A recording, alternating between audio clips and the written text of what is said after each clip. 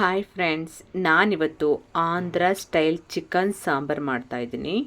ಅದನ್ನು ಯಾವ ಥರ ಮಾಡ್ತೀನಿ ಅನ್ನೋದನ್ನ ಬನ್ನಿ ತೋರಿಸ್ತೀನಿ. ನಾನು ತೊಗೊಂಡಿರೋದು ಇವತ್ತು 1 kg ಚಿಕನ್ನು.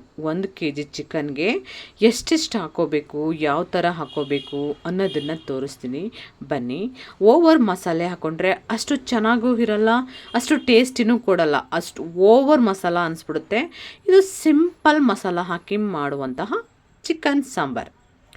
ನಾನಿವಾಗ ಈ ಬಾಣಲಿಲೆ ಒಂದು 3 ಟೊಮೊಟೊನ ಚಿಕ್ಕ ಟೊಮೊಟೊ 3 ಟೊಮೊಟೊನ ಬೇಯಿಸಿ ಎತ್ತಿ ಇಟ್ಕೊಂಡಿದ್ದೀನಿ ಆರ್ಸೋಕ್ಕೆ. ಅದೇ ಬಾಣಲಿಲಿ ನಾನಿವಾಗ ಸ್ವಲ್ಪ ಚಕ್ಕೆ, ಸ್ವಲ್ಪ ಲವಂಗ, 2 ಏಲಕ್ಕಿಕಾಯಿ ಇಷ್ಟನ್ನು ಹಾಕ್ಕೊಂಡು ಫ್ರೈ ಮಾಡ್ಕೊತಾ ಇದ್ದೀನಿ ಎಣ್ಣೆಲಿ.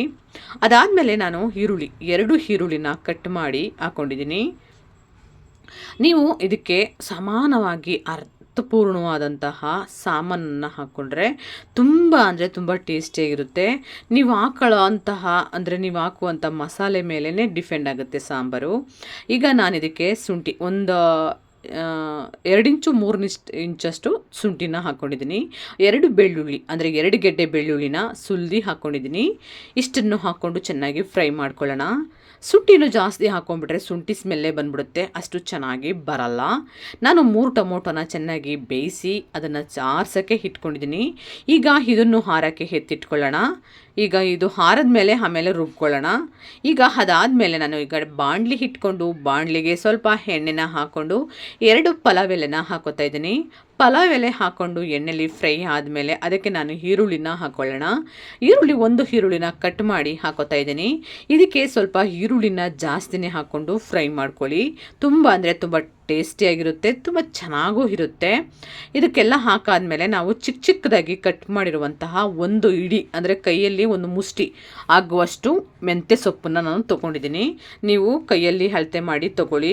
ಅದಾದಮೇಲೆ ಇದಕ್ಕೆ ನಾನು ಸ್ವಲ್ಪ ಪುದೀನ ಸೊಪ್ಪನ್ನು ಹಾಕೋತಾ ಇದ್ದೀನಿ. ಅಂದರೆ ಸ್ವಲ್ಪ ಪುದೀನ ಸೊಪ್ಪನ್ನು ಹಾಕೋಬೇಕು. ಮತ್ತು ಮೆಂತ್ಯ ಸೊಪ್ಪನ್ನು ನಾವು 1 kg ಹಾಕ್ತಿರೋದ್ರಿಂದ 1 kgಗೆ ಕೈಯಲ್ಲಿರೋಂಥ ಮುಷ್ಟಿಲಿ ನಾವು ಮೆಂತ್ಯ ಸೊಪ್ಪು 1 ಇಡಿ ಮುಷ್ಟಿಲಿ ಹಾಕೋಬೇಕಾಗತ್ತೆ. ಅದಾದಮೇಲೆ ನಾನೀಗ ಚಿಕನ್ನ ಚೆನ್ನಾಗಿ ತೊಳೆದು ನೀರ ಸೋದಿಸಿ ಇಟ್ಟಿರುವಂತಹ 1 kg ಚಿಕನನ್ನು ಹಾಕಿ ಇದಕ್ಕೆ ನಾವು ಈಗ ಮೆಂತ್ಯ ಸೊಪ್ಪು ನೀವು ಯಾವುದೇ ಕಾರಣಕ್ಕೂ ಕಹಿ ಬಂದ್ಬಿಡುತ್ತೆ. ಹಸಿ ಸೊಪ್ಪಿದ್ದಾಗಲೇ ನೀವು ಹಾಕೋಕ್ಕೆ ಹೋಗಬೇಡಿ ಚಿಕನನ್ನು. ಅದು ಎಣ್ಣೆಯಲ್ಲಿ ಫುಲ್ಲು ಡ್ರೈ ಆಗಿರಬೇಕು ಸೊಪ್ಪು, ಅಷ್ಟು ನೀಟಾಗಿ ಡ್ರೈ ಆಗಬೇಕು. ಆವಾಗ ನೀವು ಸೊಪ್ಪನ್ನು ಅದನ್ನೆಲ್ಲ ನೀರು ಹಸಿ ವಾಸನೆ ಎಲ್ಲ ಹೋಗಿದ ಮೇಲೆ ಹಾಕ್ಕೋಬೇಕಾಗುತ್ತೆ. ಇದಕ್ಕೆ ನಾನು ಅರಿಶಿನ ಪುಡಿನ ಹಾಕ್ಕೊಂಡು ಫ್ರೈ ಮಾಡ್ಕೊತಾ ಇದ್ದೀನಿ. ಅರಿಶಿನ ಪುಡಿನ ಹಾಕ್ಕೊಂಡು ಫ್ರೈ ಮಾಡಿ ಅದನ್ನು ನೀರೆಲ್ಲ ಫುಲ್ಲು ಸುಂಡಿಸ್ಬೇಕಾಗತ್ತೆ. ಈ ಕಡೆ ಬಿಸಿ ಇರೋ ಟೊಮೊಟೊ ಎಲ್ಲ ಹಾರಿದೆ, ಮತ್ತು ಈ ಕಡೆ ನಾವು ಶುಂಠಿ ಬೆಳ್ಳುಳ್ಳಿ ಪೇಸ್ಟನ್ನು ಸಹ ಅದು ಎಲ್ಲ ಪೂರ್ತಿ ಹಾರಿದೆ. ಎಲ್ಲನೂ ಹಾಕ್ಕೊಂಡು ಸ್ವಲ್ಪ ಕೊತ್ತಂಬರಿ ಸೊಪ್ಪನ್ನು ಹಾಕ್ಕೊಳ್ಳೋಣ. ಅದನ್ನು ಹಾಕ್ಕೊಂಡು ಇದನ್ನು ನಾವು ಗ್ಯಾಸ್ ಅಂದರೆ ಸ್ವಲ್ಪ ನೀರೆಲ್ಲ ಸುಂಡಿಸೋಕ್ಕೆ ಮುಚ್ಚಿ ಇಟ್ಬಿಟ್ಟು ಬೇಯಿಸ್ಕೊಳ್ಳೋಣ. ನೋಡಿ ಎಲ್ಲ ಫುಲ್ಲು ನೀರೆಲ್ಲ ಮುಗ್ದೋಗಿ ಎಣ್ಣೆ ಬಿಟ್ಕೊಳ್ಳುತ್ತಲ್ಲ ಚಿಕನು, ಆವಾಗ ಪರ್ಫೆಕ್ಟಾಗಿ ನೀಟಾಗಿ ಬೆಂದಿದೆ ಅಂತ ಅರ್ಥ. ಅದಾದಮೇಲೆ ನಾನು 2 ಸ್ಪೂನಷ್ಟು ಖಾರದ ಪುಡಿನ ಹಾಕ್ಕೊಂಡಿದ್ದೀನಿ.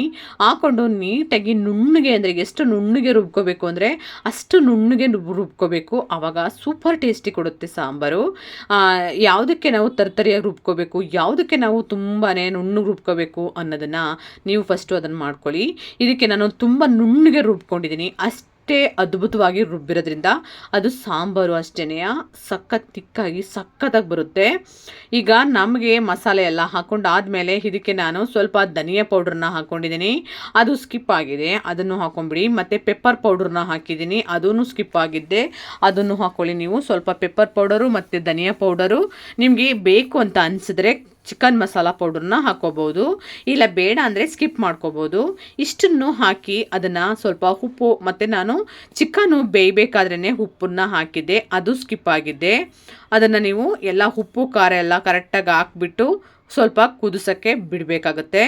ಈಗ ನಾನು ಕುಡ್ಲು ಅಂದರೆ ಕಬ್ಬಿಣದ ಚಾಕನ್ನು ಅದನ್ನು ಬೇಯಿಸ್ಕೊಂಡು ಅದರಲ್ಲಿ ನಾನಿವಾಗ ಸಾಂಬಾರೊಳಗಡೆ ಹಾಕಿದ್ದೀನಿ. ಅದಾದಮೇಲೆ ಈಗ ರೆಡಿ ಆಯಿತು ಮುದ್ದೆ ಸಾಂಬಾರು. ಸೂಪರಾಗಿ ಸೂಟಾಗುವಂತಹ, ನೀವು ಚಪಾತಿ ಜೊತೆಗಾದ್ರು ತಿನ್ಬೋದು, ನಿಮ್ಗೆ ಏನು ಇಷ್ಟ ಅನಿಸುತ್ತೋ ಅದ್ರ ಜೊತೆ ತಿನ್ಬೋದು. ನಮ್ಗೆ ಇಷ್ಟ ಆಗಿರೋದ್ರ ಜೊತೆಲಿ ನಾವು ತಿಂತಾಯಿದ್ದೀವಿ.